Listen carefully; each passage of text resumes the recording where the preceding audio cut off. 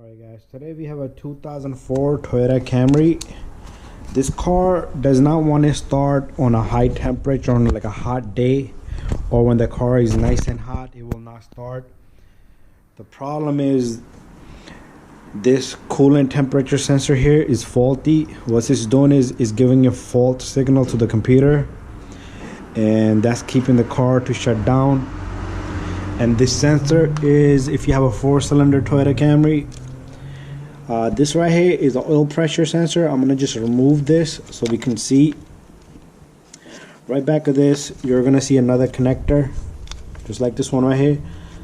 This is the coolant temperature sensor. All right. So what you can do is you can disconnect this sensor. All right. There's the connector, and there's the sensor right back there. This is the same sensor right here. All right, and you're gonna need number 19 socket, deep socket. And before anything, what you want to do is you want to let the car cool down. If the car is hot, all right, make sure the car is nice and cool. And you can just do that by checking the pressure in here. Release some pressure. All right, and there's no pressure in this. What we're gonna do is we're gonna remove that. You could drain the antifreeze and do that. You have two options: one, drain it. Secondly, you can just do it just like that. So what I'm gonna do is I'm not gonna drain it. I'm gonna quickly take out the sensor and put the new sensor in.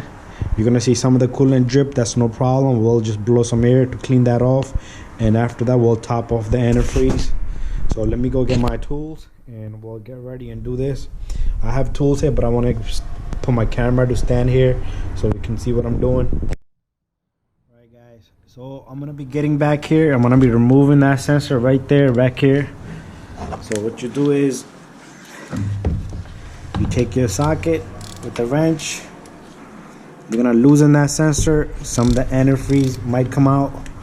That's no problem if it does come out. Alright, so let me match up a socket because I think it's not number 19, but the new one is number 19. So it is number 19, alright? I thought it was a number 19, but it's a number 19. So what I'll do is I'll take my socket here with the ratchet. Let me get my ratchet onto the socket. I already got the socket on. And you just loosen that sensor out. Once it's loose, you can what you're gonna do is, this has a little sealant here. It works like a Teflon tape. So if you're gonna quickly remove this sensor, you're gonna see antifreeze come out, and we'll quickly put the new sensor in. So there's the sensor, and I'm gonna take the new sensor. I'm gonna insert the new sensor. Here's the old sensor, all right? And oh, there goes my socket. Let me grab my socket.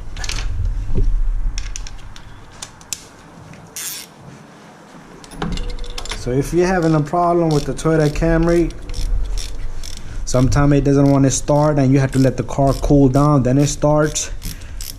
What you can do is, when you have this issue, the car does not want to start and you have to wait about 10 to 15 to 20 minutes for it to cool off, what you can do is, instead of waiting, you can disconnect that sensor and disconnect the sensor. This is the connector for it, the black connector. The white one over here, this gray looking connector, is for this oil pressure sensor. Disconnect that sensor and try starting it, right? If it starts off immediately, you have a bad coolant temperature sensor, all right? And that's it, all right? So here's the sensor that we changed. The coolant sensor was bad on this car. This car did not want to start every time the car is nice and hot. So if you have this issue, do the same, all right? And subscribe and share and like all of my videos. And thank you for watching. Bye bye.